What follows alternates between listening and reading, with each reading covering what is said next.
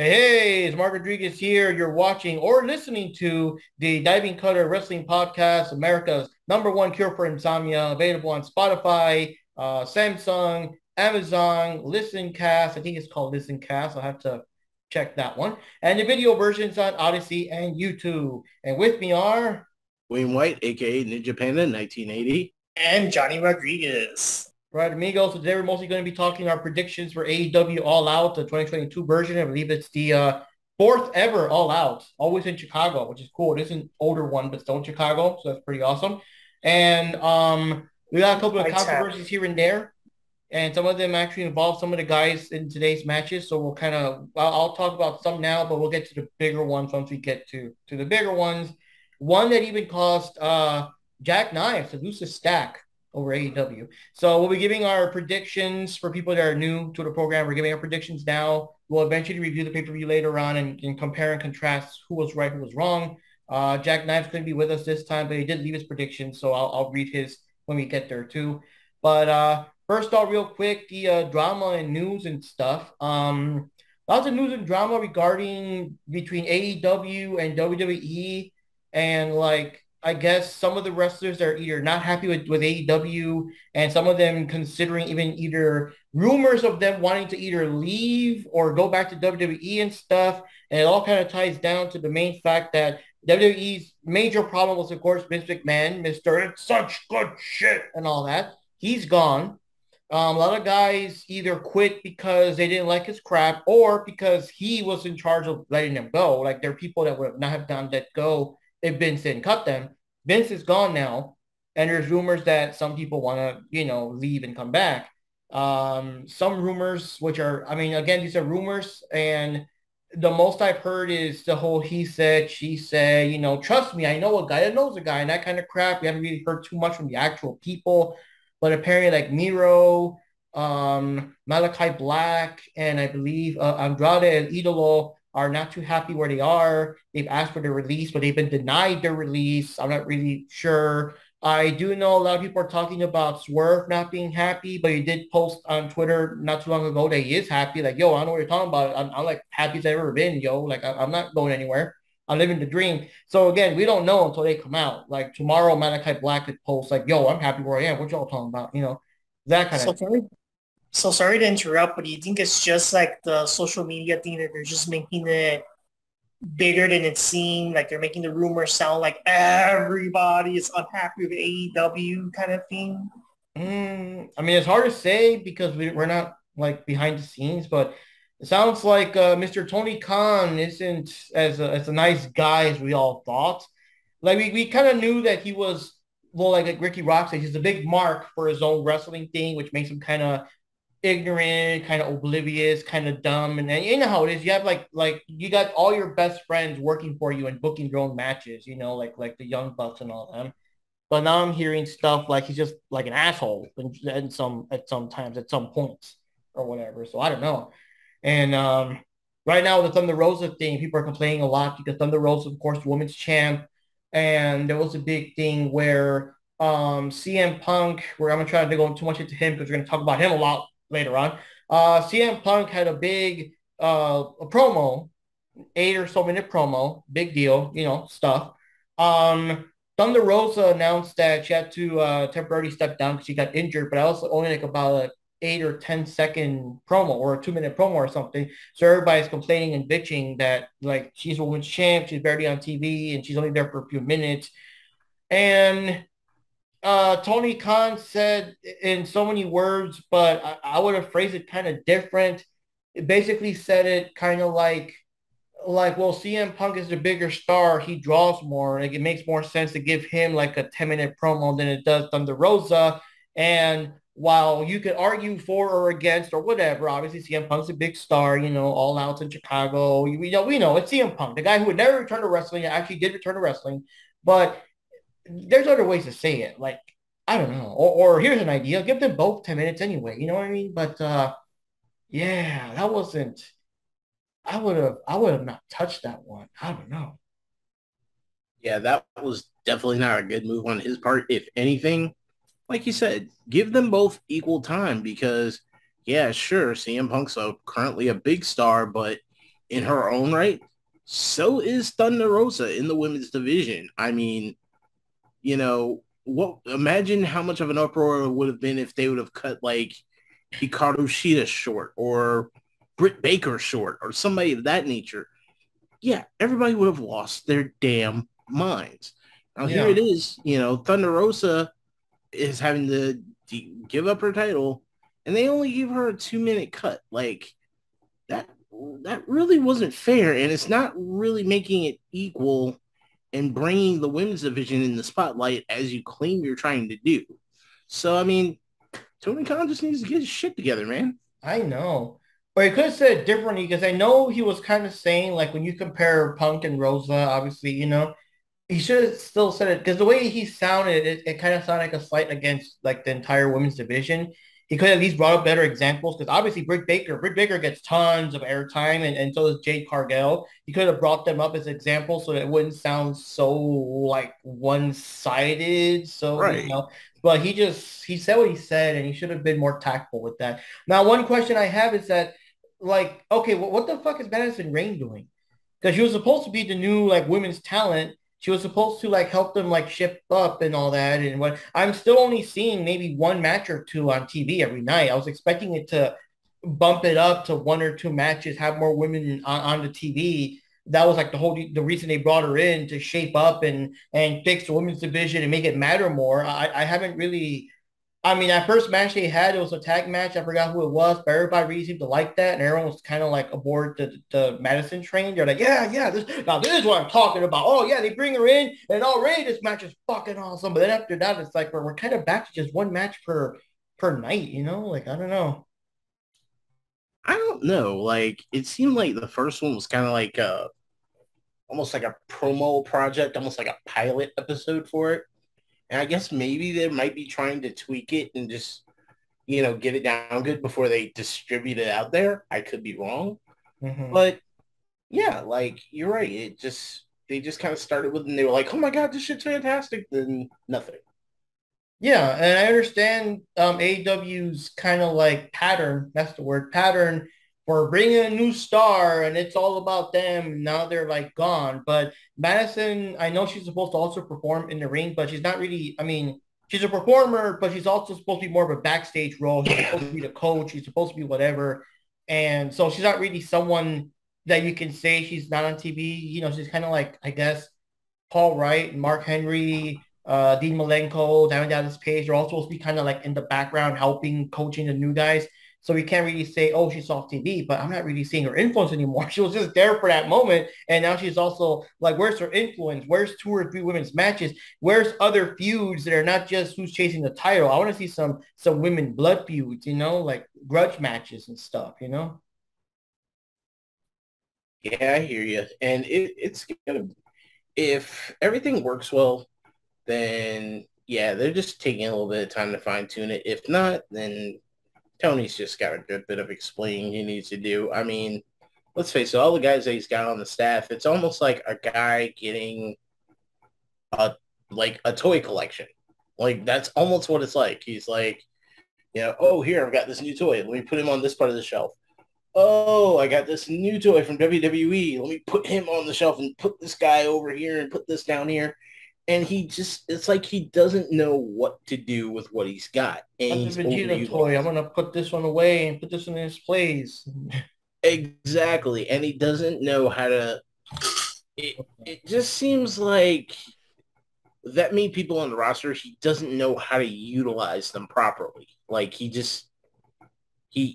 can't keep his ducks in a row. Like, that's like what they were saying with rumors we were talking about earlier with like, Miro saying he's not happy and things of that nature. Don't get me wrong. I don't know if they are or if they aren't. But, I mean, let's face it. When was the last time we actually saw Miro in a match? Yeah, I know.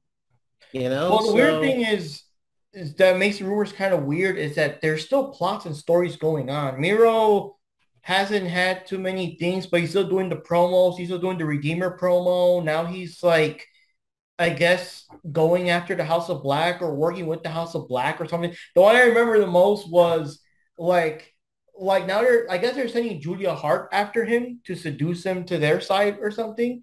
So I like this one promo where they're actually together and stuff. And he's talking, as usual, like, oh yes, I'm the Redeemer and blah blah blah blah blah, that kind of stuff. And she's like, yes, you will work with hey, only my wife is good enough to touch the Redeemer or whatever.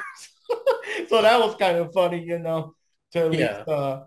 to go there. I still want that thing when you pick them in the game, they all have their little catchphrase or so. You pick him, oh, satisfy my wife. That'll be a catchphrase for the AEW game.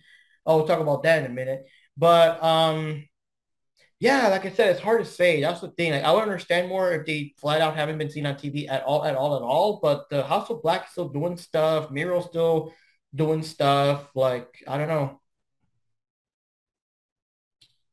But anyways, yeah, for AEW, let me just get that out of the way real quick. So they announced some of the roster for the AEW Fight Forever games coming out, I guess, sometime this year. And one of the, I don't know who the full roster is, but they've announced that FTR will not be in the game-based roster. So of course, everyone's getting pissed and annoyed and stuff like that. In my opinion, I mean, they're going to be in the game as DLC. I mean, most likely, but it's like a big slap to the face that they're not in there like on the base roster and everything. Well, that and even if they aren't in there as at day one and they are putting a DLC package, let's face it, if it's got a creator wrestler, somebody's going to make them. Like right off the bat, right out of the day one package, 9 out of 10, if you go to the customer creator search, you're going to find FTR. So no reason to even worry about it, to be honest with you. Yeah. I was wondering how they had to cut back or something because the game was announced when AEW was still pretty new. They must have had a Cody model back then because back then, like, who knew all this he was going to leave and all that stuff. I think that was even before Cody had the infamous tattoo and whatever. So it's like I wonder. I guess they just scrapped those assets, right? Because they have there was no way that they don't make a Cody character for the game that I assume had to have gotten cut out after he left or something. Right. And I bet you if you check the coding on it after the game's release, if you look in there, there's probably still parts for him Yeah. still sitting there in the software. I It'll mean, be so like a bunch of zeros and X's, smug prick, zeros and there, found them. You know what I mean? Oh man. So finally, unless you've heard other news from other companies, once again, Control Your Narrative is kind of started in the news. We had a recent pay-per-view of NWA 74. It was like their 74th anniversary and all that, which by the way, had a night one and a night two. And our very own Kylan King was both nights. So that was pretty cool. She's been very active lately, appearing on AEW and AEW Dark as well, and now in NWA and stuff like that, defending her title left and right. And so anyways, I think near the end of the show, members of Control Your Narrative invaded NWA. One of the matches was actually featuring EC3. So his other buddies came in. I guess they're kind of doing an NWO crossover type invasion angle, similar to like how the what were those guys called? The Good Brothers helped Kenny invade AEW, kind of like that. So I don't know what's going on. But to make it more confusing is that now they announced that WWE is either in talks of or already signing Braun Strowman back. And Braun Strowman said yes and everything. So that just kind of leaves it up in the air to like, okay, so what's going to happen to Control Your Narrative now? Because isn't he one of like the big founders between him and EC3? Like, yeah, it looks like EC3 is going to be holding the fort alone on that one because it is full-on crash confirmed. Yes, Braun Strowman is now back in the WWE. They are not sure when they're going to put him on TV. Some are saying it's going to be as early as Monday night. gee, So, yeah, it's really up in the air. It's not even a matter of when they're going to sign him. It's just a matter of when's he going to be on TV. It's literally a done deal. oh wow. Oh, and one other bit of news I heard. So it appears that Eddie Kingston and Sammy Guevara have buried the hatchet Mm-hmm. on their whole incident, given their match won't be happening at the pay-per-view due to a suspension because he, smacked the crap out of Sammy for saying something about his weight. But, I got to give him credit where credit's due. He's a stand-up guy because later you found out on Twitter when Sammy was getting all the hate, Eddie actually defended him and said, hey, look, I was in the wrong for hitting him. Sure, he was in the wrong for what he said, but just leave the guy alone. Let him be. I'm already done with it. The rest of you guys should be done with it too. And actually, a lot of the Twitter clamor calmed down after he said that. But yeah, they've actually shook hands, squashed beef, and it's right back on the normal with those two guys. So big shout out to Eddie Kingston on that one. Yeah, that's pretty cool. And he does have a match tonight. Oh, well, not tonight, but at the pay-per-view. So yeah, I think that's all the big news and drama so far. Like I said, there's more coming, but we'll get there when we get there with the matches. But yeah, so let's say we start off, guys, and get our predictions ready. So the first match we have here, I'm gonna go in order.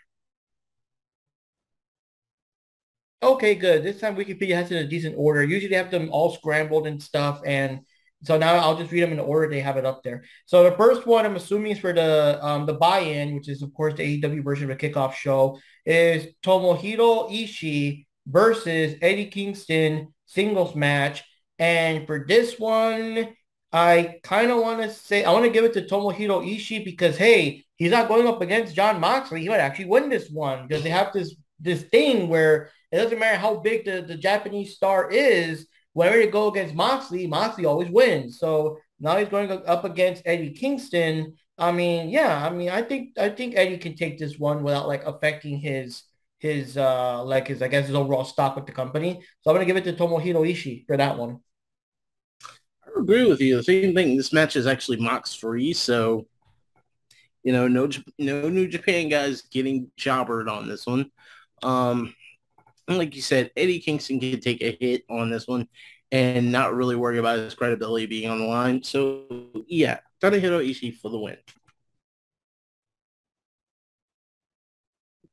Yeah, I also agree. I think for this one, Tomohiro Ishii should win the match. Uh, and yeah, I mean, I would also like to see Eddie Kingston win the match as well. But I think for this case, yeah, that's just, make it happen. Let Tomohiro Ishii win this match. All right. Get some of the New Japan wrestlers, get their momentum on AEW pay-per-view.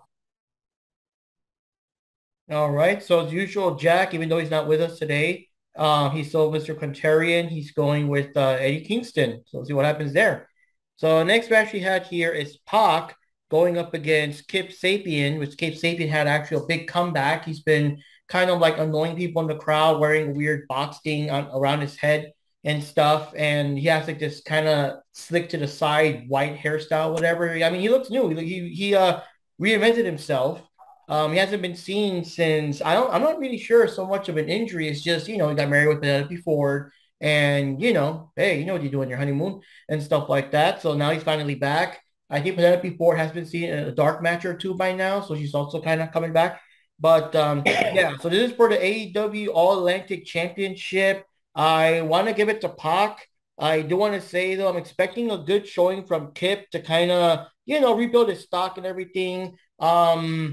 Kip really hasn't done too much. And it's ironic because I think the very first match ever for AEW was Kip versus Sammy. Obviously, we know, love him or hate him, we know that Sammy's up there with the company, but Kip really hasn't done all that much. I mean, he had this little wannabe gamer trio between him, Ford, and Miro until Miro, brought back his Rusev self and just thrashed him and everything. So I'm expecting this to be more of a match to introduce the new Kip and hopefully rebuild his stock and make him look badass and all that stuff for the fans. But I still want Pac to win. I think it's too soon for him to lose the title. Yeah, I agree with you. As much as I like the Pac, but I'm going to take a little different route. As much as I would like Pac to win, I'm going to have to give it to Kip on this one. With this new image and new character, you got to kind of give him a decent run or at least a good beginning.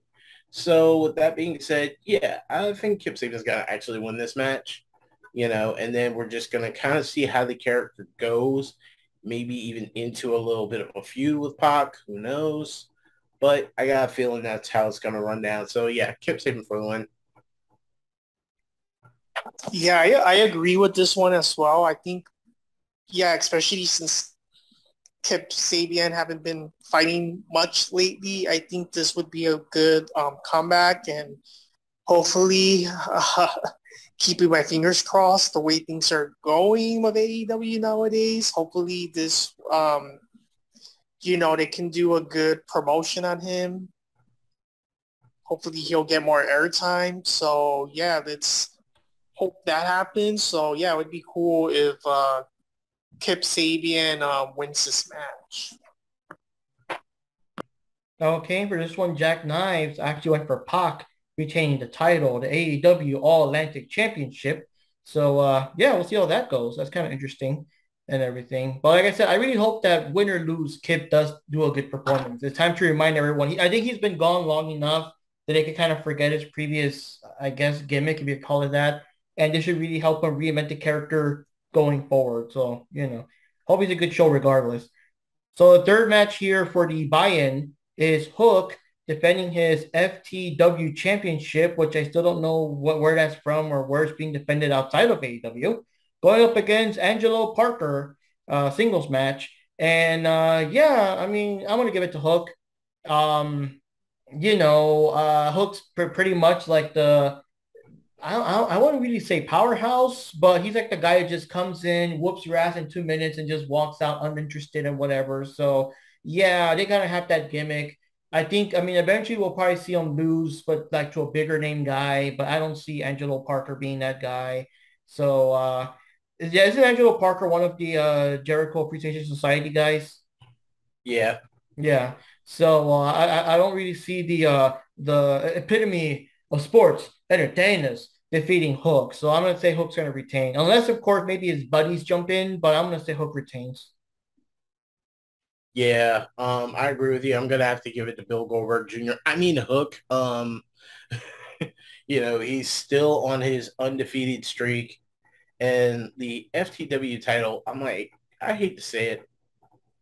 Where does that even come from? That just something they just put together? Is that like AEW's?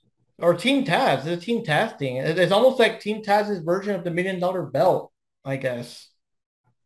Oh, so basically it's going to turn into a 24/7 title later on. Oh, geez, let's hope not. Let's hope it doesn't go that bad. I don't think DiBiase's title ever became that.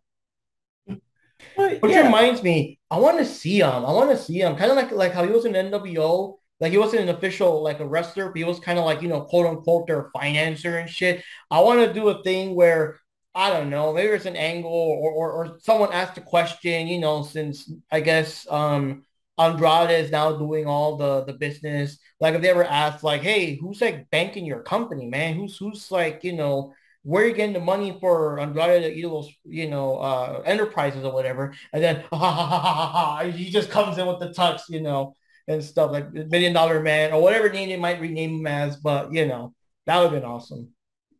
Yeah, that would be funny. But yeah, the Hook's definitely got a Goldberg like quick come in, wreck shop, go out, type deal going on here. So with him being the current unstoppable force, I don't see him losing to that. I mean, he's basically going to jobber the kid. I got to give the Hook. One thing I can see about Hook is if you kind of sort of look at it, I don't know if that's their intention or whatever, but if you kind of look at it, he almost looks like a legit MMA guy out of character, I guess. Like, yeah, I don't care about this wrestling bullshit. So he just comes to the ring. Yeah, I ain't playing your crap and selling or what. He just does like actual MMA moves on your sports entertainment ass, gets the win, and just walks out. Yeah, pretty much. And unlike Goldberg, he has 1 and 2 moves.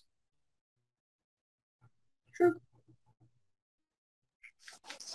Yeah, I agree with you guys. I definitely would like to see Hook win again. And yeah, I think the appeal of Hook is that he does fight like a MMA type fighter, gets there, beat you up in a few seconds, and then he walks out. And I kind of like the gimmick.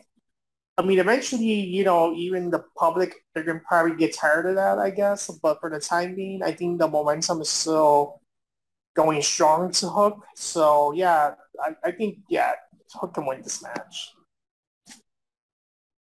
All right, so Jack Knives also went with Hook, so we'll see what happens there. We're not really sure on Danhausen because I've heard stuff like Hookhausen is no longer a thing, but hey, you never know. He might still pop up and do a curse or something. We don't know.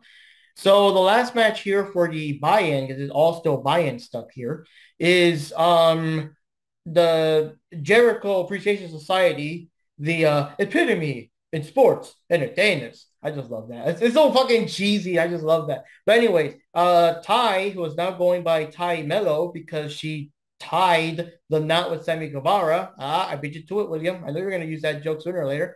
Ty and Sammy are with Ruby Soho. Oh, okay. I'm sorry. Just the way it's organized.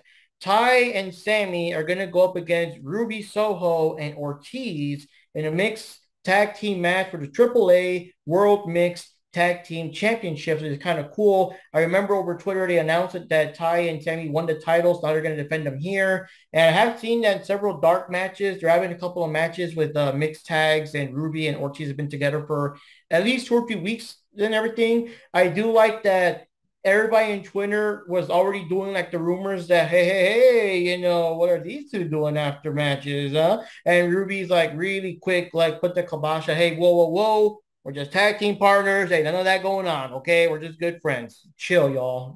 Get that the dog with the no horny paddle. Whatever the fuck the dog is called. But, yeah. So for this one, I don't know. I mean, I don't really see like Ruby and Ortiz going to AAA to defend the titles. I mean, they possibly could, I guess. But yeah, I'm gonna give it to Ty and Sammy. And I mean, hey, at least Ty's seeing some action. I mean, she's still not on her own. She's still in these weird tag matches, but at least she's finally doing something. Because I like her style. She has a lot of like judo moves and submission moves and stuff. And I feel that, we kind of lost that with all this shenanigans and her just being the arm candy and whatever. But hey, we get to see her more in the ring. So I'm gonna give it to Ty and Sammy, and we'll see what happens there. What do you guys think? Mark, the only reason why you're giving this to her is because if you technically look at her background, martial arts background, where she's from and everything, she's a living version of Laura Matsuda from Street Fighter V. Oh Let's just God. be real about it. I would say Laura's a bit taller, probably. She looks like she would be taller. It's hard to say. Yeah, but I'm actually gonna take the opposite route and say that it's gonna be Ruby Soho and her tag team partner, only due to the fact of this is going to start, even though they're married, this is going to start the feuding plot line of where they actually split up in AEW because, as everybody's been saying, they've been so mushy together that people just can't stand it. So let's say Sammy screws up a move and it knocks Ty Conti over or vice versa. This, is going to be the start of a couple of losses that are going to end with them divorcing on AEW and then going back their separate ways to where, who knows, Sammy may go back as a face, Ty Conti might become a heel, or vice versa. But I think it's time for them to start making that split, and this is going to be the event that starts it. So, yeah, Ruby Soho and her tag team partner are definitely going to win against Sammy Guevara and Ty Conti. So you're going to win, but you're going to win as a result of these two, like let's say Sammy accidentally knocking Ty out, and while he's distracted, they pin him and stuff, stuff like that to kind of start the friction and all that. Well, that's interesting.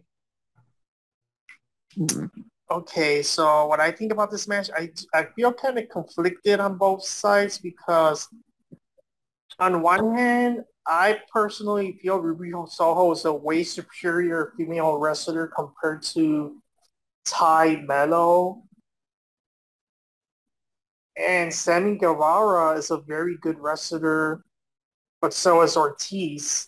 So I think this is going to be a very heated match. But unfortunately, the bad news that Ty Conti, Ty Meadow with Sammy Guevara, their gimmick is so annoying that I think that kind of gets in the way, and that kind of takes away some of the credit towards Sammy Guevara, because Sammy Guevara, love him or hate him, he is a good wrestler. I'm not gonna say he's like the ultimate wrestler of AEW or whatever, but he is still one of the good wrestlers they have there at AEW. And it's a shame that I don't know. I think like this gimmick is kind of destroying him a little bit. But in terms of this match, it's like on one side, Sammy Guevara, I wouldn't mind if he wins this match, but on the other hand, I feel like Ruby Soho and Ortiz, that sounds like a really good tag team. And I don't know, I think it would be good for them to win because I haven't really catch up with AEW like regular matches other than the pay-per-views, but I haven't really catch up too much with Ruby Soho, but I'm pretty sure the way AEW runs business, she probably doesn't have that much airtime. So, this match is just, Ruby Soho needs to win this match. Okay, so Jack Knives went with Ty and with Ty and Sammy retaining the title, the AAA mixed title. So we'll see how that goes. And let's see here. So now we got all the buy-in matches out of the way. Now we can talk about like the actual AEW All Out 2020 event. And one match we got here is Bryan Danielson versus Chris Jericho. And I believe it's just a singles match. I don't think there's any kind of like special stipulation or whatever. Yeah, it's a singles match. And I don't know. This is a tough one. I think I want to give it to Bryan Danielson on the grounds that since he just came back and everything, like here's his chance to get that big win from his return and everything. He hasn't really done. I mean, he had a couple of matches here and there, but when he first came out, but of course he got injured, he left, whatever. Now he's back and everything. So I think this should be his big win. Jericho can obviously afford the loss. I mean, I think Jericho's to that point where it doesn't matter if he wins or loses anymore. As long as he's still in there in some way or form, he still has a big, like a big to do with his factions, his gimmicks, his catchphrases. So he can afford to lose. It won't like damage his stock. And it does just keep going this current feud between the Jericho Appreciation Society and what is it, Bloodsport Combat Club and all that, or the Bloodsport Chess Club, or whatever the fans are calling it nowadays as a joke. But yeah, I'm gonna give it to Bryan Danielson, the American Dragon. This is kind of a hard one mainly because you have two stars that are usually on the main card, and this is the opening match. So that's what makes it a really hard decision on, who's going to be the obvious winner on this one. I want to give it to Bryan Danielson. But I don't know. I may have to pull Chris Jericho on this one because of his shenanigans.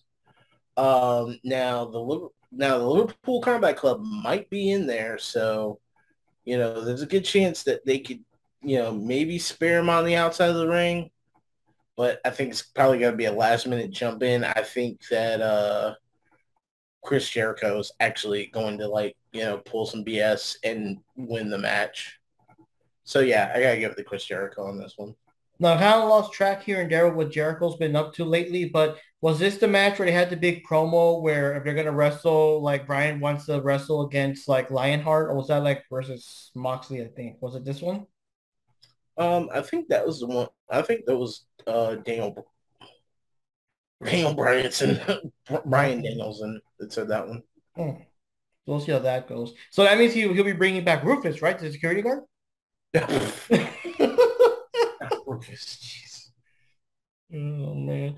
Oh, I would love that as a callback. That'd be so... And obviously, who knows? He's probably 1,000 years old by now, but that'd be epic. Like, oh my God, it's Rufus. How do they actually build it up? Have JR loses, but oh my God, it's Rufus. It's Rufus. Like just build it up. Like we're supposed to care. Like whenever Cassie does his kicks and the crowd goes wild, like we really is kicking the dude to bloody murder. Oh, man. Yeah, this is kind of like quite a match. And it's also hard to say because on one hand, okay, here's the thing. Basically, Chris Jericho is a veteran wrestler, and we all know how great he is as a wrestler. Love him or hate him, he's a great wrestler. He's a phenomenal wrestler. He has a long history wrestling, in several wrestling companies.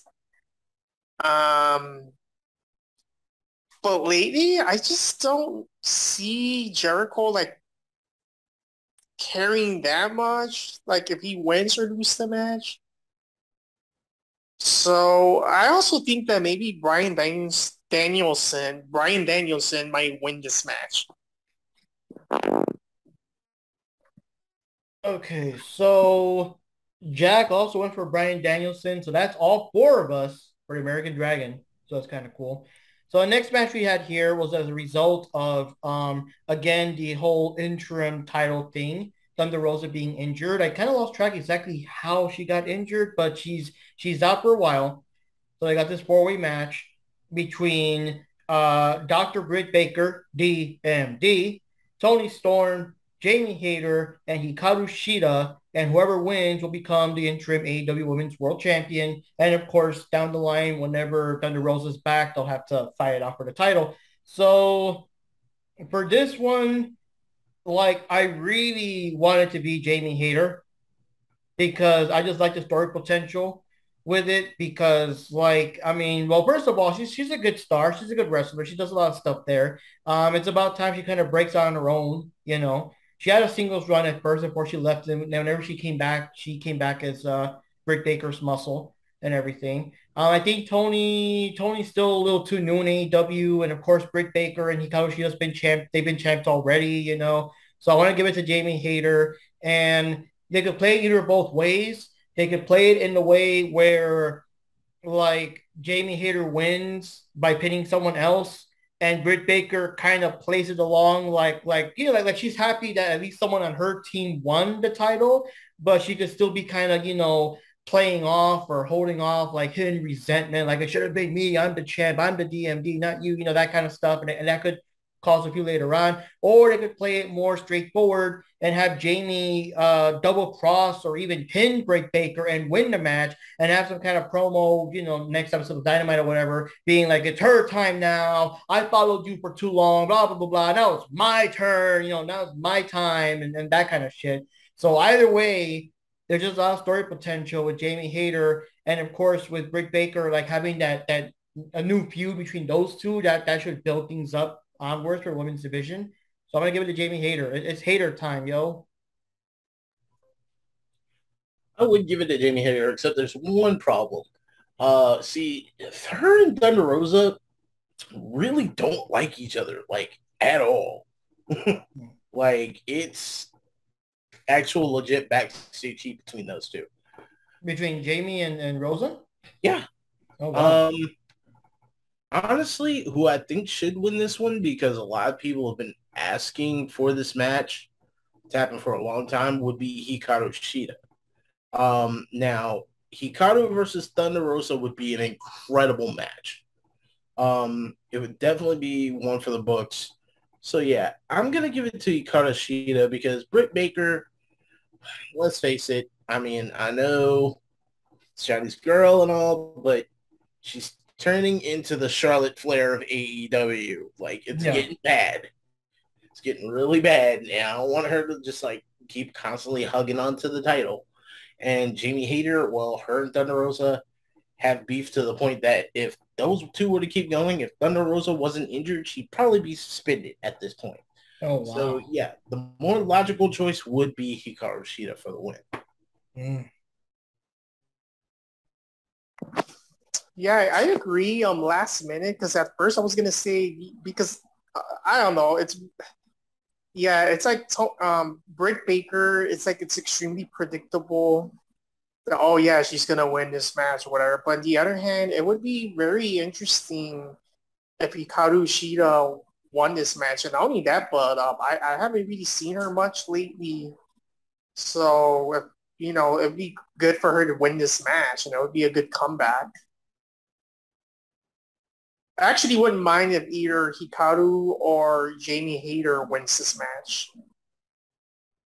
Okay, but what's your final decision, though, My Johnny? final decision is probably going to be, is Hikaru Shida. All right. So Jack actually went with Tony Storm. So it's contrarian to all of us. So we'll see what happens there. But now one thing I do want to give for Hikaru Shida, if she wins, this will be a good chance for her to defend the title now with a live crowd because unfortunately Hikaru Shida was the champ during the height of the pandemic and everything. And it was such a shame that like whenever they had their big first official comeback match, in front of a live crowd. And now AEW was able to, travel around the States again. Her first match had to be the one where she dropped the title to Britt Baker. You know what I mean? So that kind of sucked for her. So she's an interim champ. That'll be a good chance for her to perform with bigger audiences now and stuff like that. I'm still going to give it a hater, though, but I'm just saying if she does get it, I mean, it's a good chance for her, for that kind of thing. But because that was kind of too bad. I mean, but it is what it is. But next match we got here is 6-man tag team match. It's going to be Darby Allin, Sting, and Miro, the Redeemer, which that was kind of a shocker. It was the whole, oh yeah, that's the thing. It was the whole, again, that Miro was going after House of Black. And it's like, enemy of my enemy is my friend. So now he's teaming up with Sting and Darby. And I love the combination. That is very interesting. I like that. I never seen that's like a pairing you just don't really think of between the two guys from the emo golf club there, but with the destroyer, the redeemer, you know what I mean? Just like damn, you know what I mean? It's just interesting combinations. I don't think Sting and Rusev has ever teamed up in any other company or whatever. So it's interesting. So anyways, they're going against the House of Black, which is Malachi Black, Brody King, and Buddy Matthews. I would not be surprised if Julia Hart's in there lingering around there somewhere to cheat or something. One thing I do want to say real quick, though, is I like in the dark matches I've been seeing with Julia Hart, she is just so creepy. She just like stands there with this cold, emotionless stare and just glares at the opponent to the point where the opponents are usually freaked out or unnerved or whatever. She just stands there and just like tilts her head to the side and like, I am not impressed and stuff like that. And almost every match starts like that with the stare down, and that's kind of cool. They have to put her on TV more. I want people to respond to that because again, not many people watch the YouTube ones. So for this one, I'm gonna give it to the Redeemer because we need Rusev. We need we need Miro. We need Miro to team up with Sting, Darby Allin, and to go home that night and properly satisfy his wife with the knowledge that he took down the House of Black. Because you know how it is, man. A Miro that won the match for the night will give a more proper pounding, so to speak, than one that lost the match and needs the wife to console him and stuff like that. But so in other words, do it for Lana. Or whatever her name would be in AEW, but do it for Lana.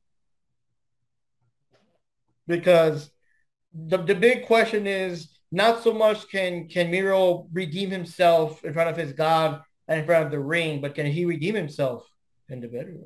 You know what I mean? So, oh man, this is just crazy. I don't like the old promo with the whole like oh I have my belt with with my belt held up high with my wife down low. I'm like. God, it's crazy. Yeah, the pay-per-view is called All Out, but if he wins, he's going to be all in, if you get what I mean. Yeah. There he goes. All out, sleeping on the couch, but if he wins, all in. Exactly. Oh, God. But, yeah, I actually got to give it to Miro, Sting, and Darby on the three-way tag. Because of the fact you do have Miro, the Redeemer, who Miro hasn't been in the ring in a good while. Everybody really misses Miro, and he was just, ever since he's came there, he's been a fan favorite. So, yeah, everybody would want to see him get that win and go over, and especially with him tagging with Sting and Darby, that's almost a dream match. That's almost like a dream team right there. But one thing I will forewarn about, because I've been noticing it a lot more recently, whatever they do, keep an eye on Sting and keep him safe, because he's an older guy, but the past couple of pay-per-views, he's been throwing some pretty wild bumps, like, jumping off of rafters, going through tables, stuff that he didn't even do back in his early WCW days, worse yet, the Crow Sting days. Now he's doing them? Like, I don't know, man. Sting found a Lazarus pit somewhere. I don't know, but either way, like, it's gonna be a good match. But I think it's gonna be Miro, Darby, and Sting for the win. I mean, Sting is so crazy that when they carry him off on a stretcher or something, he'll still be doing woo on it while he's being carried off. You know what? As much energy as that man has, that would not surprise me if that happened. It really wouldn't. Oh, man. Yeah, I have to agree with you guys. I would definitely like to see Darby Allin, Sting, and Miro win this match. And again, like Miro does need more airtime and all that. The only downside with this team, though, is that Darby Allin, I mean, he's a good wrestler, but he gets beat up a lot. So he gets so beaten up. So basically, it's basically like Sting and Miro at this point, But yeah, I would like to see them win this match. I just hope that Darby Allin doesn't get too beaten up in this match. Yeah, but then it wouldn't be a Darby Allin match.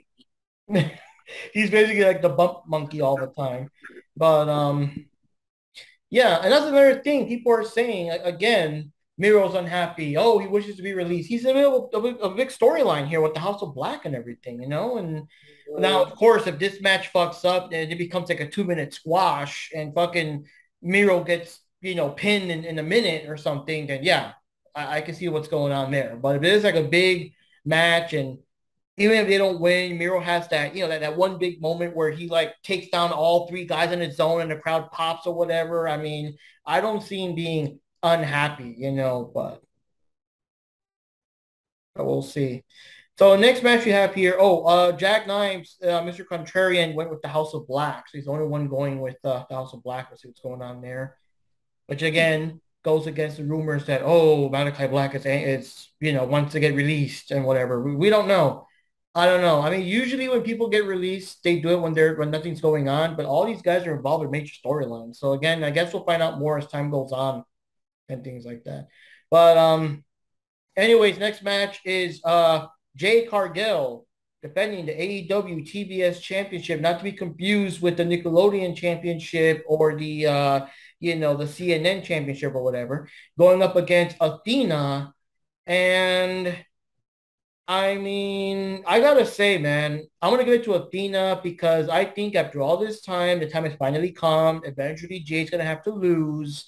She can't be the champion forever, you know what I mean, and stuff like that. I was gonna give it to someone like Toni Storm or something, but if she's occupied with the other title, I mean, Athena is good enough as any, as someone that looks like she has enough stock to take on Jade. She's the only person so far that's kind of made Jade worry a bit because every other opponent, Jade's always kind of like, yeah, right, bitch, But with her, she's actually a bit concerned. I'm assuming like Kiera Hogan and Red Velvet will be there to cheat and whatever. But and I think it was a third one, but they don't quite like her. I think her name was Layla Gray or Sasha Gray, something like that. She's trying to be one of the baddies, but they don't quite like her or respect her. They even call her like a wannabe or something. So I don't know if that's gonna happen. I mean, it might be interesting if she gets in there and costs them the match or something. But I mean, numbers game aside, I want to give it to Athena. I believe Ruby, as far as Athena, I think she's coming to help her on occasion. So since Ruby is in the building, she could potentially come in and break up any shenanigans that might get in the way. So yeah, I'm gonna give it to Athena. I just don't know what they're gonna do with Jade because you know how it is. Some people seem to only work when they're champions and not have much to do when they're not. So I don't know what's like Jade's gonna do after that, so she doesn't like fall out of relevance or whatever. But yeah, it's time to drop the title. She's been champ way too long. I think it's time for Athena to take it. If not her, I really don't know who else. Possible exception, maybe Chris Statlander again or something, but I don't know. Athena for the win. I mean, I agree with you. Jade has been on there a bit too long with the title, but I still say it's long enough for Athena to like go ahead and end it. There's still probably going to be one or two more pay-per-view feuds with Athena before she finally gets this thing. There's going to be interruption. There's going to be interference in the match. Ruby Soho may or may not show up.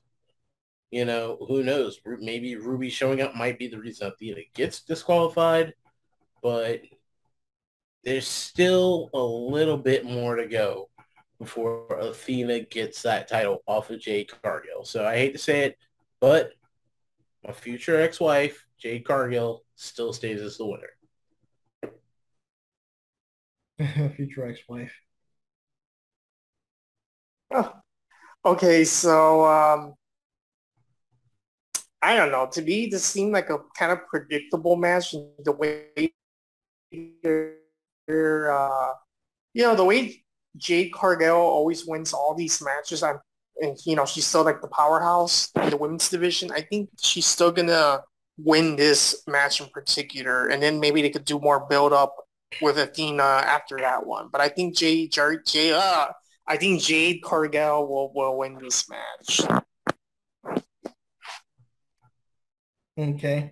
And Jack Knives actually went with Athena. So I guess it's 2 for 2 for us, Athena and Jade. I just hope, like, please, Jade, work on their selling. I mean, I know it's one thing where the Young Bucks do all kinds of crazy spots. They just get right back up and stuff. But like there's matches where the opponents particularly target her leg or her knee for half the match. And she still gets up like nothing. Like at least buckle your knee or something. At least do something where maybe Jay's trying to pick up Athena, but she buckles her knee because she got, a couple of shots to the knee during the match. Don't just like no sell it. Like what the fuck? You know what I mean? That's all I ask for Jay. Jay's pretty good. I've heard people say stuff about her, but I think she's pretty good. Just learn how to sell, please. Especially when they target your legs and everything. And the match is like they make a big deal out of your leg being a target. Like, sell it, please. Limp, you know. But so yeah, so let's see the next match here. Just because Jade is built like a Terminator doesn't mean that she has to act like one in the ring. Yeah, exactly. So next match we got is one of those big personal grudge matches here. We've got let me see here. Jungle Boy going up against Christian Cage. And it's like, I guess, like the big grudge match after how Christian Cage attacked Jungle Boy, lots of back and forth. That was the thing where Luchasaurus was apparently evil, but I guess he was faking it or something because he's actually on Jungle Boy's side. And had a promo the other day, like, I guess a little interview with JR. And Jungle Boy was acting, was asking him were they ever friends at all? And Christian Cage was like, nah, I never liked you. I was just using you, blah, blah, blah. I do whatever I can to get up in this business and whatever. So Jungle Boy was like, that I respected you, man. I respected you and whatever. Like, I never saw you as a father figure, but I respected you. I loved you, man. I trust you, blah, blah, blah, blah. So this pay-per-view, you're not going up against Jungle Boy. You're going up against Jack Perry and all that. So we'll see how that goes. That was very personal and everything. And yeah, I'm gonna give it a Jungle Boy. I think this is one of Jungle Boy's big shots to elevate his status. And also, I don't think Luchasaurus is involved at all. So now this is a good big solo thing to really build up his status as a solo performer and everything. Yeah, I think it is time for an identity change for Jungle Boy. I mean, he's no longer a tag team partner, and now he's got the whole ordeal with Christian, which puts him further in the spotlight. I'm willing to bet that he doesn't even come out to the name Jungle Boy anymore. Maybe in the pay-per-view he comes out to the name Jack Perry. So I want to say it's going to be Jungle Boy for the win. He's going to be more pissed off and more aggressive because of the fact that he had a friend turn on him.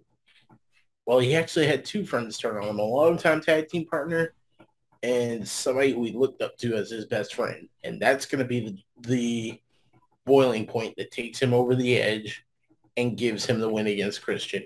I think he's going to beat the holy tar out of him. But yeah, he's definitely going to get the win against Christian. So my vote, Jungle Boy. Yeah, this is going to be a very impactful match. Because, yeah, both these wrestlers are very talented and they're aggressive here and there or whatever. But I definitely like this angle about Jungle Boy because he's finally going to, I guess grow up. He's going to become, I guess, the Jungle Man. I don't know. He might change his name after this match because he doesn't have a tag team partner. He's fighting against somebody that he actually looks up to. And they're both very, good wrestlers. So I want to see them beat the living hell out of each other. I can't wait to see this match. But it would be super cool to actually, for Jungle Boy to actually win this match. And, yeah, this is going to be one of the best matches on the pay-per-view. So, yeah, definitely Jungle Boy. Yeah, so Jack, once again, Mr. Contrarian, even though he's not here, he went for Christian Cage. So it's kind of surprising. See how that goes. But, I mean, it would elevate his heel status, and we'll probably get the feud going, because this feud can only, I think, really end the Jungle Boy winning. So we'll see. But, yeah. So next match here, which is kind of similar to the big powerhouse match with Miro and Darby and Sting. Now we got Wardlow with FTR, which are, of course, Cash Wheeler and Dax Harwood, going up against Jack, going up against Jay Lethal and the Motor City Machine Guns, Chris Sabin and Alex Shelley, who, of course, we saw in Flair's last match. I like to be watching these matches because you just never know who's going to pop in. And, yeah, 6-man tag team match. And let me check. I don't believe there's any special stipulations or anything. Just a 6-man tag team match. And I don't know, man. FTR, I know this isn't really a title match, though, but I do want FTR to keep their momentum. They haven't really been on TV as much as they should and everything. I know they're the Ring of Honor champions and everything, but I want them to show up more of their skills and everything. And, of course, Wardlow. Everyone loves Wardlow, and it's time that we do more things with him. People love him like hell, but he hasn't really had any big official feud, So I want to give this to Wardlow and FTR to really build up their stock. I'm sure Jay Lethal with all the, flippy shit and the Motor City Machine Guns with their awesome skills, they're going to give us one hell of a fight, one hell of a match. But I want to give it to Wardlow and FTR because, yeah, they got to get their momentum going. The crowd loves them both, all three men. So let's keep the momentum going. Let's keep them winning. Yeah, definitely agree. They definitely need to do something with Wardlow because, let's face it, after he beats MJF and got his contract, he hasn't really been doing too much of anything. So they need to go ahead and get the stock back into him, and they definitely need to put it back into FTR because, let's face it, Ring of Honor crowd favorites, AEW favorites, yeah, they need to get put back on the map. So this match between Jay Lethal and the Motor City Machine Guns would definitely be a good stepping stone to getting them back up into the spotlight. Not to mention, even with Jay Lethal and his flippy style, he can get aggressive too. So this match is literally going to be a bunch of guys just beating the hell out of each other. There's always that one match where it's always, everybody's technical, and then there's that one brawler match. This is going to be that brawler match. I'm going to go ahead and call it now. This is going to be the brawler match where all real moves are technically thrown out the window. These guys are just going to be out here to beat the shit out of each other. So let's not forget that he might have his cronies there too. So yeah, definitely give in to Wardlow and FTR for the win. Yeah, I agree with you guys. I think it'd be good for Wardlow to win this match. It would be it's about damn time he wins this match. And yeah, because we would like to see him more and get more airtime.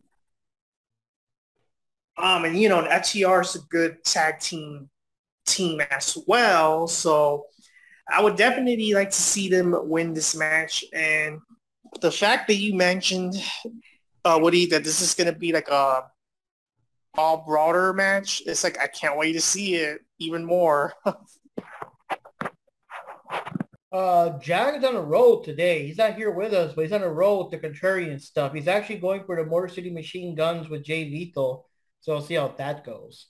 So the next match is going to be one of those real tough ones that we can't decide because we don't know all of the people that are in it. It's just a lucky guess here and there. This is the Casino Ladder Battle Royale match. And I think the way it works, so wait a minute, is this? No, but there's ladders involved in this one. I'm not sure if it's the same. I don't think they're doing the thing where it's like the different cards with you know how they do with the jokers, the jacks, the queens, and all those, the jacks and spades, hearts, and all that. I think this is just like a big ladder match, right? Where they gotta climb the ladder and get the giant poker chip. I'm not sure.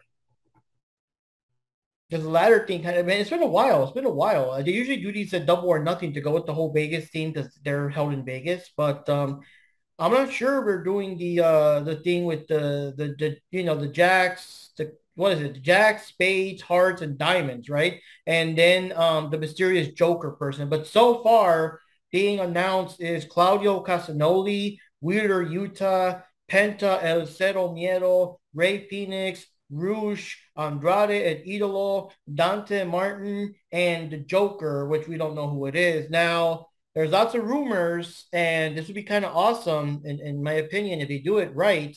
There's rumors that this might be MJF's big return. MJF might be the Joker, and while many people are saying that it would sound stupid to book him as a Joker, the general consensus, which I also agree, is to make it like he's not the official Joker, that he beat up whoever was supposed to be the Joker and he comes in his place. Show, I don't know, I can't think. One of the Dark Order guys or whatever knocked out backstage. I can't think of any random name, but you know what I mean? Some dude, where it was supposed to be, beat up backstage, and MJF comes in and stuff like that. Hey, even, you know what?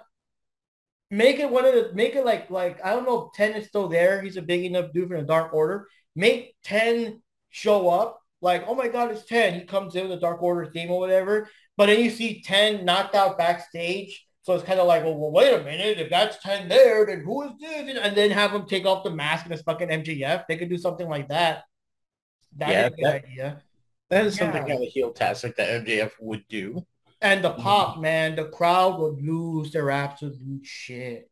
Oh yeah, they definitely would. That's actually a good idea, but other than that, on this match, let's face it, there's so many people there. It's a tough call. It's gonna be a really tough call, and we don't know who all's in there, so I really can't put an answer to this one. Yeah. Of the people that are there, and of course the winner does get a future AEW Championship match.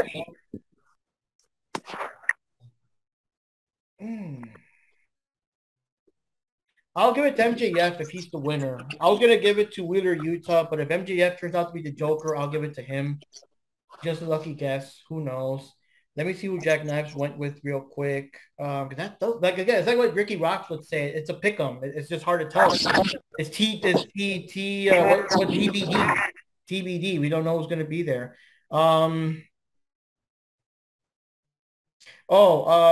Jack Knives went with Roosh, which isn't a bad choice. Any lucky guesses, Johnny? This is an absolute lucky guess. We really don't know. Okay, so obviously we're not going to know who the mysterious guy is going to be in this match. I'll tell you who I think might win this match or who I would like to win this match. But I also want to do a little prediction because the way these wrestlers are built and all the momentum and all that kind of crap, I'm predicting Claudio Castagnoli, Wheeler Utah, maybe one of the luchadores. It could be either Penta Salomiedo or Ray. Yeah, but choose one. Choose one. I'm predicting that Andrade, Phoenix, Ray Phoenix. It has to be just one though. There's only one winner. Yeah, I know that, but I want to do a little prediction like before whoever wins the match. I'm predicting that those wrestlers are going to be fighting with that. You know, they're going to be the last man standing on the ring before finally somebody climbs the ladder. That's what I'm trying to say.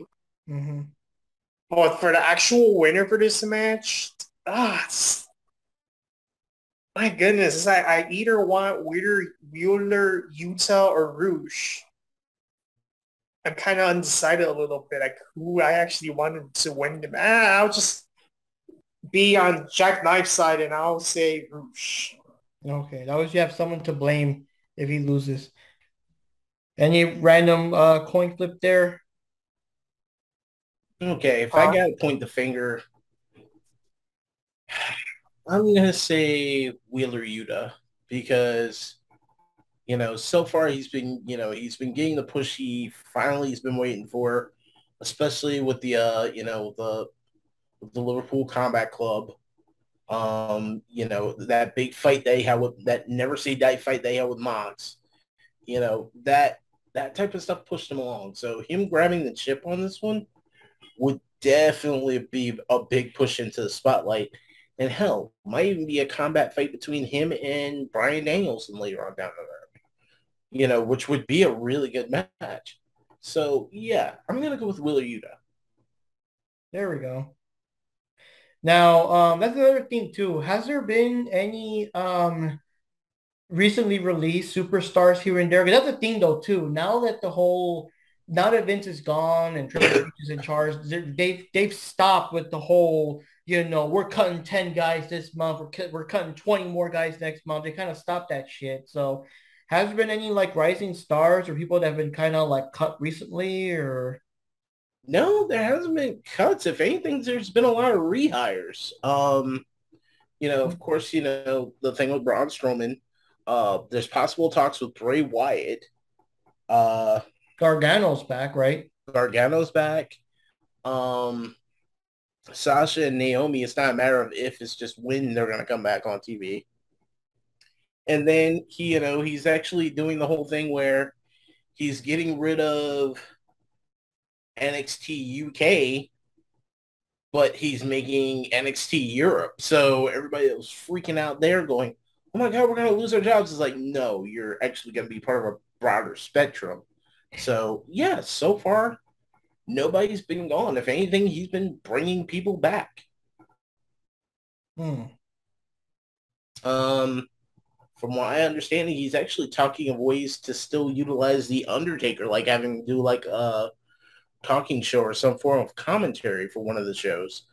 So I'd like to see what's dare I say it, I actually like to see what's gonna happen under the Triple H regime. We'll see what's gonna happen soon. Yeah. Now another thing is, so like given all that though, unless there's like some other big New Japan Pro Wrestling star or some other indie darling that just hasn't been picked up yet or something, I don't really see who's going to get a bigger pop than MJF. Maybe if Kenny Omega was still gone and this was his big comeback or something, but obviously he's already here. So I can't really think of anyone else that would give us a big pop than MJF. Can't really it could be Ric Flair for his final match, right? No, that man should be barred from wrestling. I don't even mean it in a bad or legal sense. I mean, just for the simple factor of his own life, he needs to be banned from wrestling. Don't let him get in the nosebleed section. Don't let him get in the commentary section. Hell, don't even let him near the concession stand. Just keep him out of the arena and somewhere safe. I respect the man. Much props to him, but God damn it, never again. That weird rumor, and I'm glad it was just, I think it's just a rumor about some dude. I forgot who it was. Someone was calling him out for another final match and like Ric Flair potentially interested. No, just no. No, hell no. So anyways, next match here we got is for the tag team AEW World Championships. And it's the current tag team champs, Swerve in Our Glory with Keith Lee and Swerve Strickland. And they're going up against the acclaimed Anthony Bowens or Bowens. I don't know. I never remember how the last name is pronounced. And Max Caster. And yeah, I'm going to give it to Swerve in Our Glory. I mean, yeah, I guess the acclaimed, they're funny. They're kind of getting there though. People, when they used to come out, everybody would just boo them and just hate them. But now they're kind of jiving with it. I think the whole, that's the thing. Sometimes in wrestling, which is so weird, sometimes you just need that catchphrase or that kind of something. You know what I mean? Like nothing could change at all about your wrestling style, but that catchphrase is what gets you. So now with the whole, yeah, sesame, daddy ass, like that whole shit, that's getting the crowd pumped up. And not sure about kids in the crowd doing that, to be honest. But they're going over with that. But I still don't think over enough to become a tag team champs. I'm still going to give it to Swerve in Our Glory. But yeah. Yeah, I definitely got to agree with you there. Sure, the scissor thing, yeah, that's a cool gimmick. It's pretty funny. But it's not going to be enough to get them completely over and into the tag team belt spotlight. Especially, you got Swerve and Keith Lee. Keith Lee, they still got miles to go with him as far as putting him into the spotlight. It seems like every time he gets put into a wrestling federation, it's almost like they underdog him every time. And he's like, personally, you've seen the things that he does. For a man his size to move the way he does, he has got to be by far simply the most underrated wrestler to date. Like, give him a little bit more time, and this guy will be a force to be reckoned with all across the boards. He's a guy that he's about as big as an Abrams tank, but he can still move almost like a luchador. This is just not even fair to gravity. So, honestly, yeah, I think it's going to be Swerve and Keith Lee. He still needs more, Keith Lee definitely needs more time in the spotlight to shine. And even with a tag team partner with like Swerve, it's still going to work. So Swerve and Keith Lee for the win.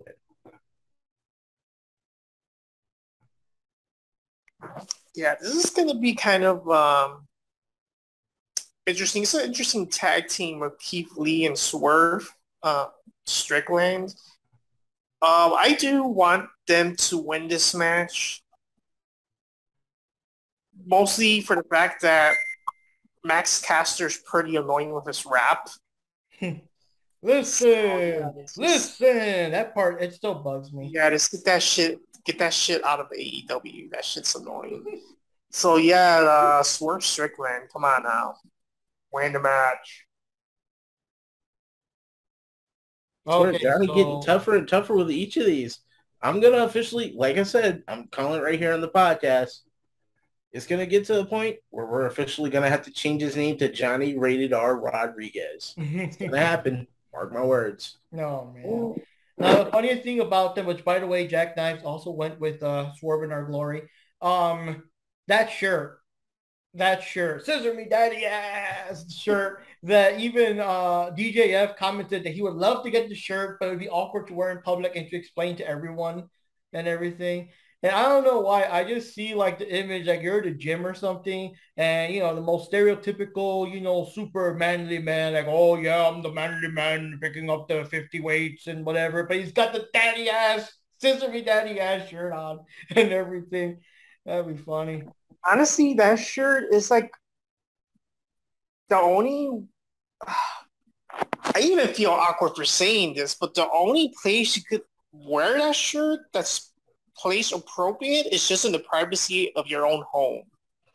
Well, at home or at the event, like at the wrestling event, like if you go live or something, yeah, Yeah, because but even then, I don't know, because go to Walmart, go do some grocery shopping at Walmart with that shirt on. Like, come on now. Oh man, yeah. Or go to the zoo with that shirt on, or to Disneyland with that shirt on. Oh. It's a little too much. That'd be about as bad as going to Disney World with a GX Suck It shirt on. Like, And that's the thing, like back in the old days, that would be a shirt that I would, I guess, either buy or get in one of the boxes or whatever. I would not wear that at work. I wouldn't be able to wear it at work. Like I can't, man. But yeah, even going to the event, if it was like during a colder time, have a hoodie or something over it, and then take it off when you're actually in the building and whatever. But oh geez. But we gotta do that one of these days. You know that, Johnny. If they ever go to one of those Steel City cons, we gotta go there. We're gonna wear the shirt and we're gonna be all with them in the pictures and everything, right? Oh my God, no. Yeah, we gotta do that. And I want someone to film because the picture's not enough. I gotta hear one of us gotta say, "Sister Mini Daddy ass," and all that. And to make it complete. That would be the best thing, you know what I mean? And then that'll be our new picture, come meet, the Acclaim, just like these guys. That's our new updated picture of us getting scissored by big men. Yeah, getting scissored by big men. That's what I like. It sounds nothing like them, but we know who I'm trying to imitate. But yeah, that's an interesting shirt. I'm actually surprised. Huh? I'm actually surprised because you know how people like to cancel people a lot. I'm actually surprised Max Caster hasn't gotten canceled not even once. I don't know. Another thing also is, I think the only shirt I've ever gotten in one of those pro wrestling crates, I once got a what do you call it? It was a shirt representing what was his name? The Godfather. Yeah, when Papa Shango became the Godfather, and the shirt said "Pimpin' Ain't Easy." And while I was asking at work, it's like, "Hey, DJF, can I wear this shirt at work?" No, no, dude, no, I would not wear that one. It's funny as all hell because I love the Godfather, but no, don't take that to work. But anyways, so all four of us went with Swerve, and I just heard that Jupi might or might not be dropping in. We'll see if she surprises us with her presence. Next match we got here is singles match: Ricky Starks versus Powerhouse Hobbs. And from what I remember, I think Team Taz is over, isn't it? There was like I forgot if it was Ricky Starks versus he fought someone else. I think it was Hook, wasn't it? Wasn't Ricky Starks the FTW champ? He fought against Hook. Hook beat him, blah, blah, blah, blah. He gave some kind of, I don't know, some kind of speech or something when surprisingly, because he's supposed to be on the same side, Hobbs has attacked him. He's just done with his shit. And you blindside him and attacked him and stuff. So I guess this is like the big match to determine the grudge match and all that stuff. So I don't know. I want to give it to Powerhouse Hobbs because he's a fucking badass. He's a badass. He hasn't really done too much. Most of the times when he's in these multi-man matches, he does have his moments to show off like the raw power, but I think it's about time to get some wins. So I'll give it to Hobbs for this one. And it could potentially extend the feud. Yeah, definitely gonna give it to Powerhouse Hobbs on this one because again, he was another one of those good characters that was in Taz's group, which is weird because there was a lot of characters that in a collective like that was just horrible, but by themselves, once they were in the spotlight, you actually saw how good they were, as singles wrestlers. And Powerhouse Hobbs is definitely one of those guys. So yeah, this is going to be more time for him to work some kinks out and get himself on that upper tier. I'm going to give it to Powerhouse Hobbs. Yeah, I agree. I would like to see Powerhouse Hobbs win this match. He's a very good wrestler, and I think he's a little underrated. They underrated him pretty much, so it would be really good to, for him to win this match, and hopefully he'll, he'll get better momentum as time goes by.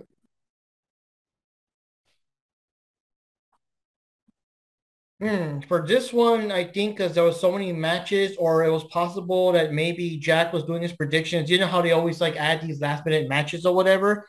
Yeah, Jack didn't pick any, so I guess it's kind of up in the air.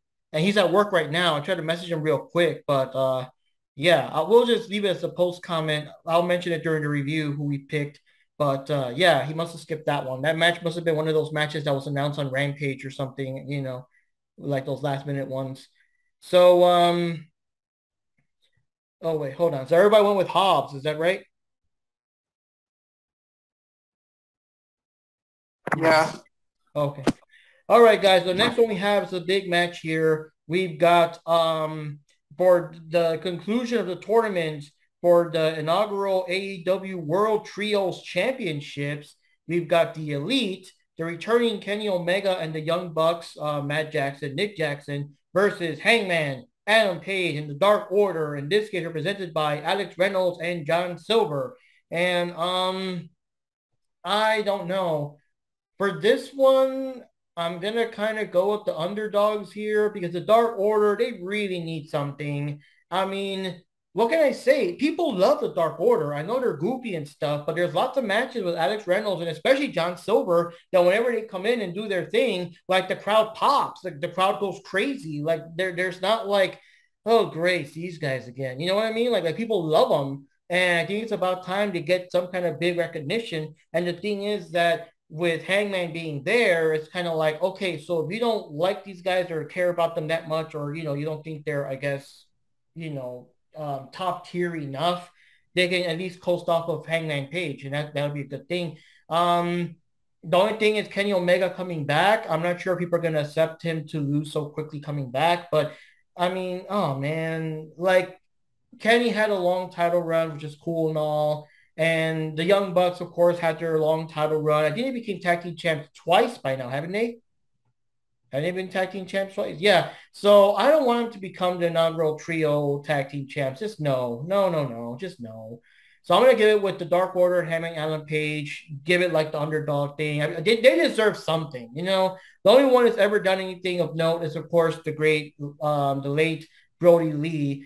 But and not even lost members, right? Because Stu Grayson's gone, and I think Angels is gone and stuff like that. So let these guys do something. Let them win. Like I think it'll be badass, and the crowd will be happy because they love them. They love the Dark Order. I mean, yeah, people. I'm sure there'll be people saying this is bullshit. The Elite losing to the Dork Order, as Cornette calls them. But I'm sure the crowd will still pop for them because they still got a big fan base. Yeah, there's still a big fan base for the Dark Order. I'm definitely gonna have to give it to Hangman Page and the Dark Order, simply due to the fact of, yeah, it's been a long time since they've really had any significance in AEW. Even with Hangman Page, like the last big significant thing that he's had was the title defense against CM Punk, and that's kind of been a while. So, they need something fresh to put them back on the map. Both, Hangman Page and the Dark Order. So this would be the perfect match for it. Don't sit there and just, have them get railroaded by the Elite. That would just make no sense. It would suck. It would be stupid. It would be usual AEW. But, if they want to break that mold, that's what they got to do. So, yeah, I'm going to give it to Hangman Page and the Dark Order. Let's hope they don't fuck this up. Yeah, we don't want the dumb fucks and twinkle toes to win. I don't know. Yeah, for this match, I agree with you guys. I do want the Dark Order to win this match. I think it would be about time. So I definitely, don't want the Young Bucks to win the match. And honestly, Kenny Omega with the Young Bucks, I don't know, but it just seemed like a very weird tag team combination, in my opinion. Like, I don't know.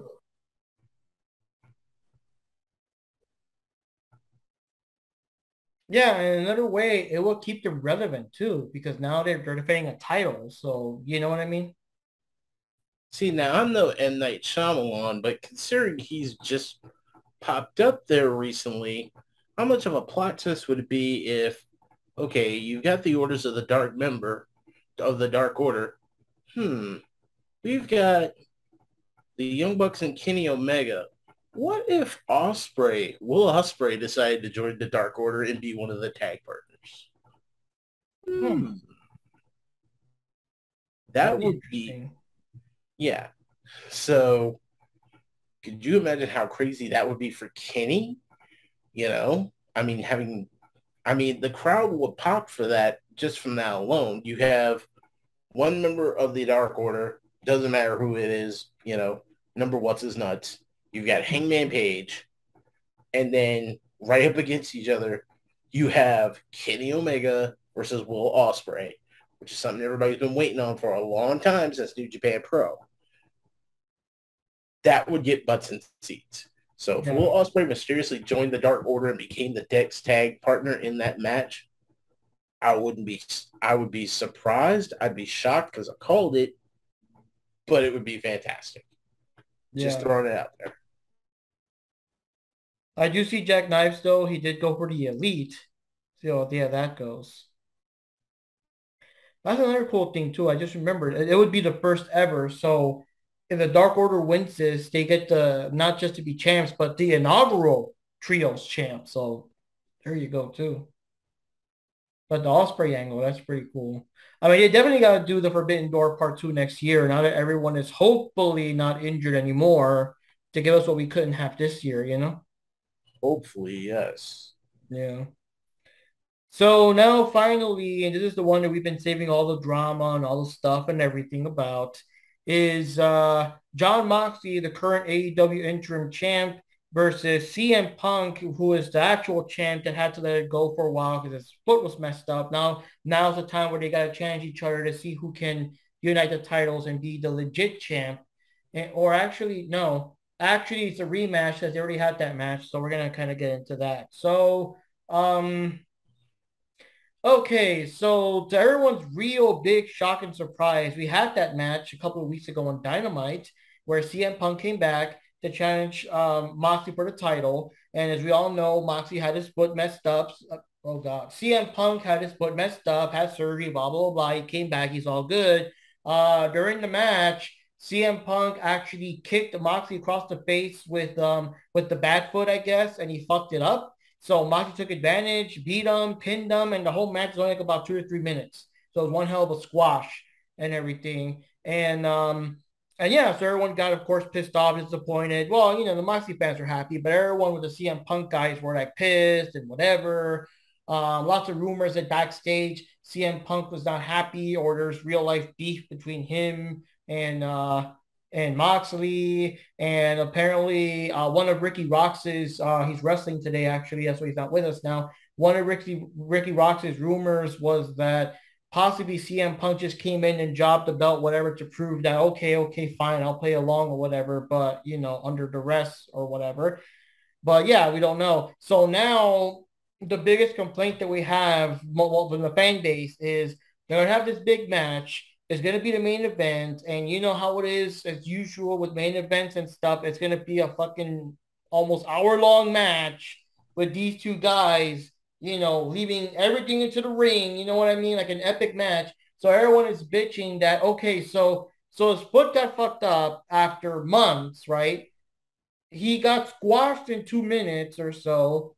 He got his foot fixed up again for like a week or two, and that's going to somehow survive like an entire, half hour to an hour match against Moxley and still win kind of thing. So I don't know.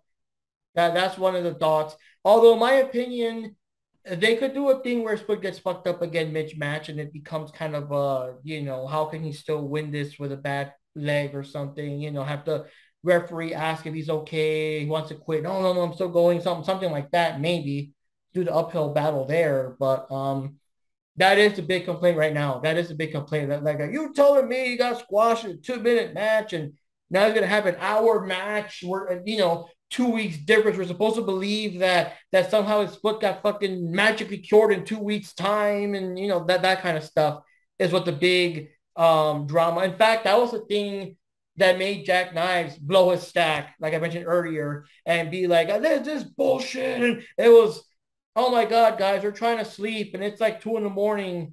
and Jack Knives is group chatting everyone. This is bullshit. I'm sick of this shit. I give up on AEW. Fuck this fucking shit. I mean it. I swear, fuck this shit. Like, I was like, wow, dude. Tell me what you really think and everything.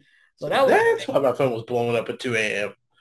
Yeah, it was. And Ricky Rocks like agreed. So between Ricky and Jack Knives, they were both blowing up a storm and everything. And I'm like, okay, guys, that's cool and all, but I got work in the morning, you know.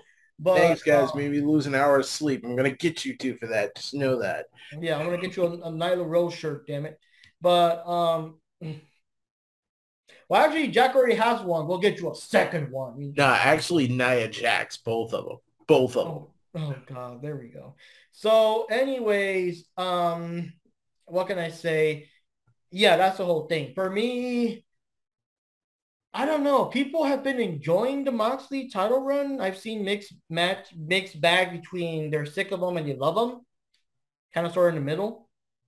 But I don't know. I kind of feel I want to give it to CM Punk because he kind of got denied his title run with the foot injury and everything. It kind of sucked that he won the title and everything, and he just had to drop it the very next day, the very next episode of Dynamite because his leg got fucked up. Like, that's a fucking shame. So I do want him to legit win the title. They just better do something with the foot because how's he going to defend his title if that foot's going to be a handicap from now on? You know what I mean? But other than that, I don't know. I want to give it to CM Punk. I think Moxley had a little too much fun with the title. And not only that, but let's get the New Japan Pro Wrestlers a break. Like we can't have Mox destroy them all nonstop. Like no matter how big the names are, he still beats them. It's almost like that Grim Reaper meme where Moxie goes in and Minoru Suzuki, dead, and Tonoshiro dead, and then going up to the next one or something like that. Like, yeah, give these poor guys a break. My God. And I think with Yeah, CM Punk, it'll be probably a better match or something. But yeah, I'm gonna give it to Punk. And I believe, just to save you guys in trouble real quick, I believe that Jack Knives went with Punk, which I don't know because he was mad about that, but he went with Punk anyway. So okay. But anyways, what do you guys think? yeah. Literally in my brain, I'm going, how? Like, how is he supposed to do this? Like a week after chumping over with a screwed up foot. But then again, maybe this is supposed to be his Rocky story. Okay, I'm injured, but I'm still gonna fight and I'm still gonna win it for my city of Chicago, which we're having the pay-per-view in for my city of Chicago. That's pretty much what's gonna happen right there. CM Punk's gonna win it, whether anybody likes it or not. Real talk about this one. Like if Moxley wins that title in Chicago, I'd be surprised, and I'd also be amazed he gets out of there alive.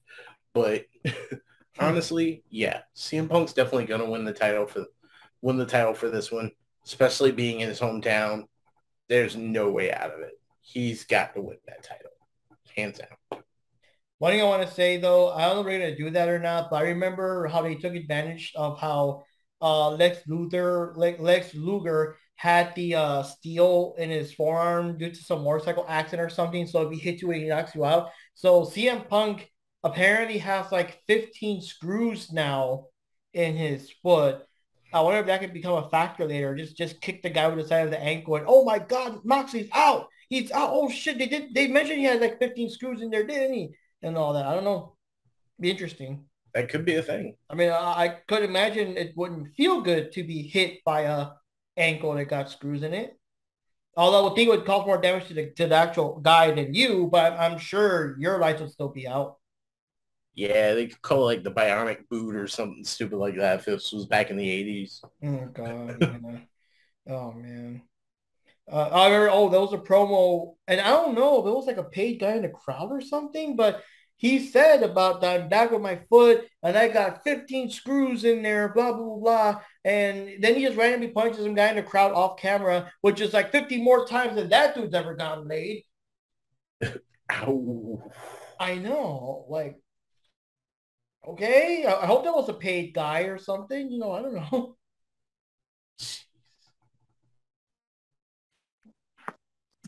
Okay, so when I think about this match, I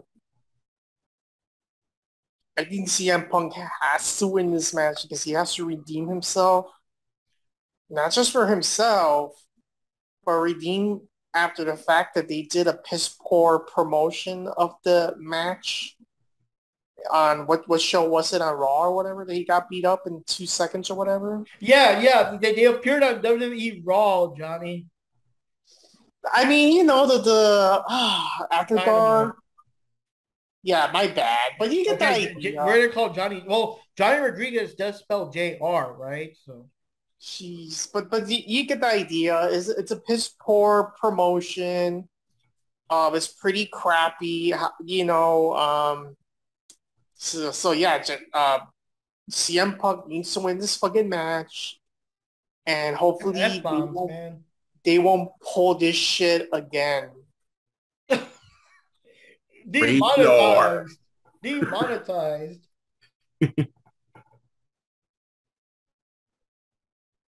But you can always put mostly on Odyssey and stuff because Johnny's too graphic and too intense for YouTube. But you can always put the beep. Like I said, rated R. Mm-hmm. Fuck me, this is bullshit. I like the ones where the beep is so late and the dudes are like, this is bullshit. It's like, dude, why even beep it at that point? Might as well just let it go.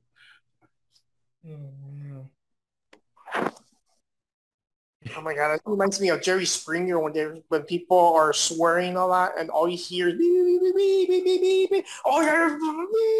like the whole show's like that because people are just swearing like non-stop. Yeah, it's like are they even cursing anymore? Or is the guy just putting up Morse code for help? I don't know what's going on. Yeah, he's just jamming on the button just as they're gonna probably curse. I'll just jam the button. Even though all you're doing is just saying stupid, dumb, idiot, you know, whatever, beep, beep, beep, just beep it all. I give kudos I give credit to the people that have to press the beep button every time they swear in those, you know, fake ass talk shows. Were those live or were those filmed live and then they edited later? Was it live TV? I don't know. They were live and edited later. Oh, okay. Then there's no excuse for the ones where they say bullshit, like they beep it better. I understand if it's live and maybe the guy said it so quick you didn't have time to like push the button. But if you're editing in post, right? Like maybe the guy like fell asleep in post and he's like, man, this is bullshit. Beep, beep. Got it. We're good. Nailed it. Good. But yeah, I gotta say though, but the way Tony Khan is doing business in AEW nowadays, and the way they did a piss poor job on CM Punk in terms of that match. I don't know, man. It's Tony Khan is starting to be like a mini Vince in a certain way. I mean, there were always these backstage rumors that either. There are always the backstage rumors that most of the Joshi type wrestlers get where they are because, you know, Kenny Omega's there. So I don't know.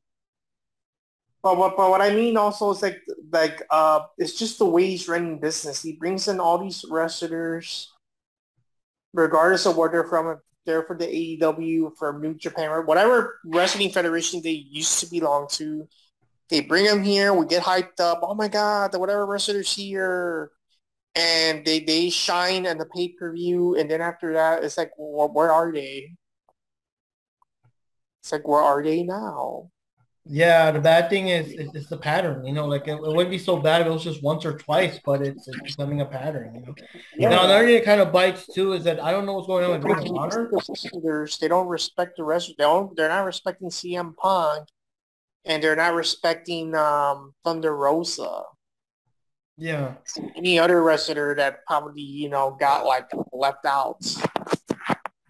Another thing is with Ring of Honor, I don't know what they're doing with Ring of Honor because there's no announcements or anything, any news of a future show. It's just their pay-per-views, and you know how they are. They're months, they're spread out.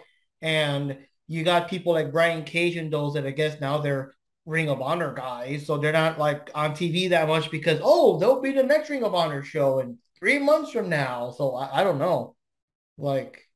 So I think what Tony Khan needs is that, you know, if he's still gonna stay in the AEW, maybe he needs like I don't know, like a supervisor type manager. I don't know if they have it like that, but a supervisor that could kind of like do some of the bookings as well, so that they could actually get things rolling and get the King of Honor thing happening instead of just being a one-time pay-per-view thing. Like I said, he's like a little kid with a stack of toys. Next week he's gonna be on the computer, and Kenny Omega's gonna run in and be like, "Dude, why the fuck did you just get Jushin Thunder Liger out of retirement?" He's gonna be like, "You left me unsupervised. I don't know what I'm doing." Yeah, it's like, dude, they're wrestlers. They're not fucking Pokemon. You can't just, collect them all and then weed out the perfect ones for your badges, man. Just find a way to organize it to get all your wrestlers utilized in some way, shape, or form, or don't hire them at all.